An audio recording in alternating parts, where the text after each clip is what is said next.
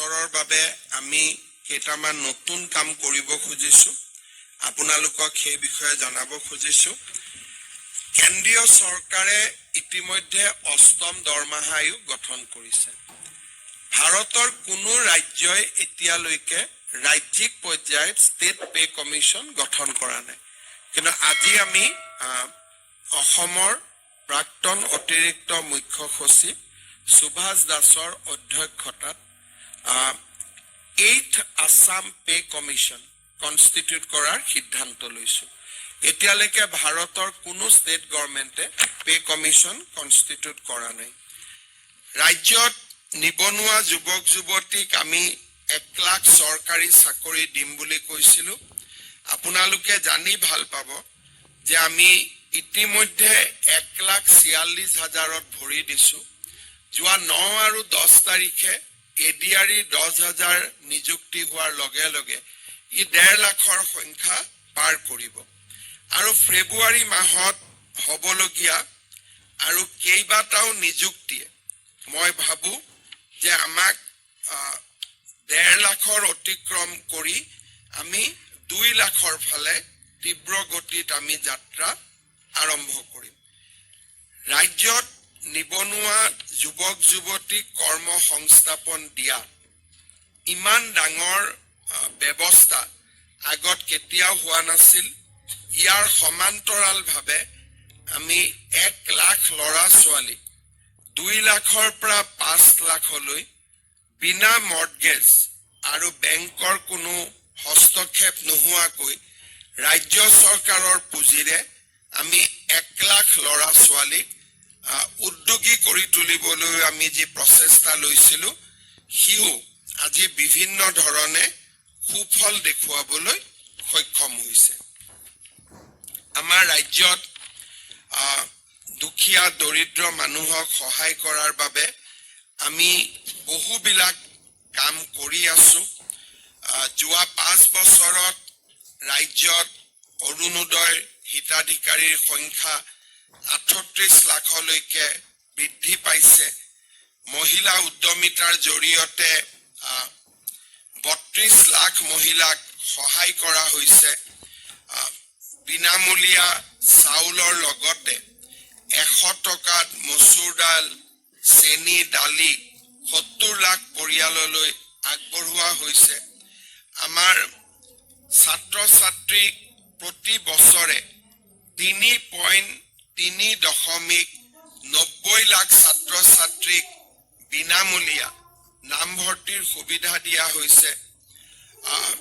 mission বসুন্ধৰাৰ জৰিয়তে 3 লাখ লোকক মাটিৰ অধিকাৰ প্ৰদান কৰা হৈছে কেছলেছ মেডিকেল ট্ৰিটমেন্ট 26 লাখ পৰিয়াললৈ আগবঢ়োৱা হৈছে আৰু আমাৰ ৰাজ্যত নিযুত মইনাৰ দৰে ট্ৰান্সফৰ্মেটিভ স্কিম আমি লবলৈ সক্ষম হৈছো আপোনালোকে জানি ভাল পাব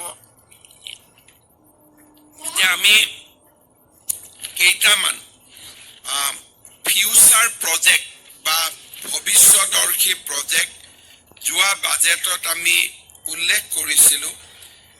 তাৰ ভিতৰত আমাৰ এটা ডাঙৰ প্ৰজেক্ট আছিলে হেতু হল ক্যান্সাৰ ট্ৰিটমেন্টৰ ক্ষেত্ৰত ৰেডিঅ'থেৰাপিত লাহে লাহে মানুহে বা আমাৰ বিভিন্ন চিকিৎসালয় বিলাকত আমি নতুন নতুন ৰেডিঅলজিক্যাল ইকুইপমেন্ট আনিবৰ কাৰণে আমি সক্ষম হৈছো 17খন আমাৰ ক্যান্সাৰ হস্পিটাল আমি আৰম্ভ কৰিবৰ কাৰণে সিদ্ধান্ত লৈছিলো 9খন ইতিমধ্যে কাৰ্যক্ৰম হৈছে কিন্তু এইবাৰ আপোনালোকক আমাৰ বিভাগৰ পৰা আৰু অলপ কোৱা হ'ব সিদ্ধাৰ্থ उसका मशीन का नाम क्या था तो कॉस्ट कितना है 500 কোটি টকা ব্যয় কৰি আমি অসমত proton therapy machine আমাৰ ক্যান্সাৰ গ্ৰিডত আমি আনিবৰ কাৰণে সিদ্ধান্ত লৈছো ইতিমধ্যে টেন্ডাৰ পাবলিশ কৰা হৈছে প্ৰটন থেৰাপি মেচিন টাটাৰ লগত আছে আৰু মাদ্ৰাজ এপলৰ লগত আছে কোনো গভৰ্নমেন্ট সিস্টেমত প্ৰটন থেৰাপি মেচিন নাই আৰু ক্যান্সাৰ ট্ৰিটমেন্টৰ কাৰণে ই হৈছে প্ৰিচিজন বেস ৰেডিঅলজি মানে ট্ৰিটমেন্ট হয় ৰেডিঅলজিক্যাল ট্ৰিটমেন্ট হয় আমি ৰাজ্যত 500 কোটি টকা ব্যয়েৰে আমি প্ৰটন থেৰাপি মেচিন আনিবলৈ সিদ্ধান্ত গ্ৰহণ কৰিছো ইয়াৰ বাবে প্ৰয়োজনীয় পইচা বা টকা সংগ্ৰহৰ যেটো ব্যৱস্থা হেতু অভিনৱ আমি CSR ৰ পৰা প্ৰায় 50 কোটি টকা পাইছো আৰু আমি ৰাজ্য আৰু বিভিন্ন CSR ৰ পৰা লম কোভিডৰ সময়ত আমাক ৰাইজে দান বৰঙণি দিছিলে তেতিয়া আমাৰ 50 কোটি টকা সঞ্চয় হৈছিল তাকো আমি প্ৰটন থেৰাপি মেচিনত ব্যয় কৰিম বিশ্ব বেংকে আমাক 250 কোটি টকা দিব প্ৰটন থেৰাপি মেচিনৰ কাৰণে যে লোন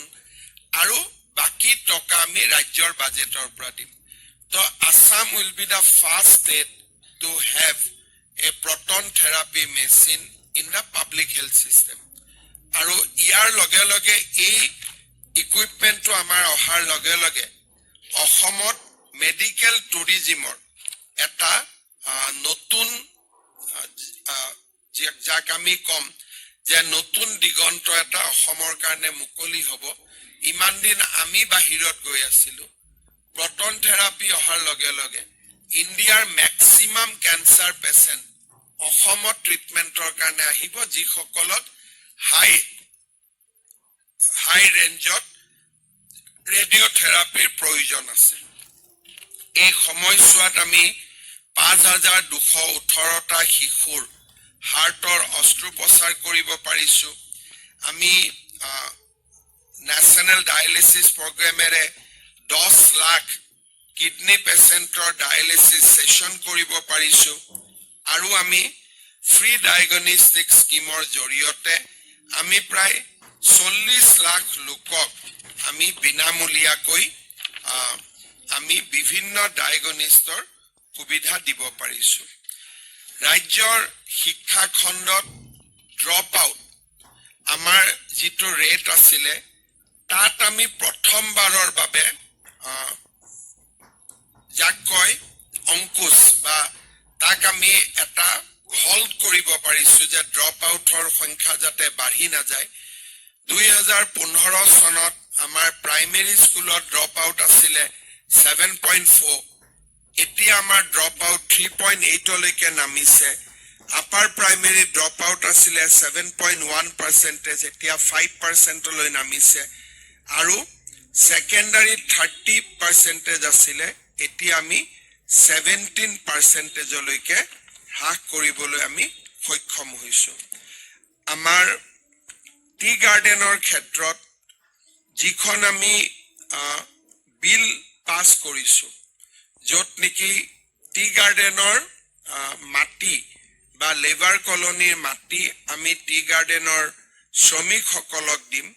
ইউ এখন অসমত ট্ৰান্সফৰমেটিভ লেজিসলেচন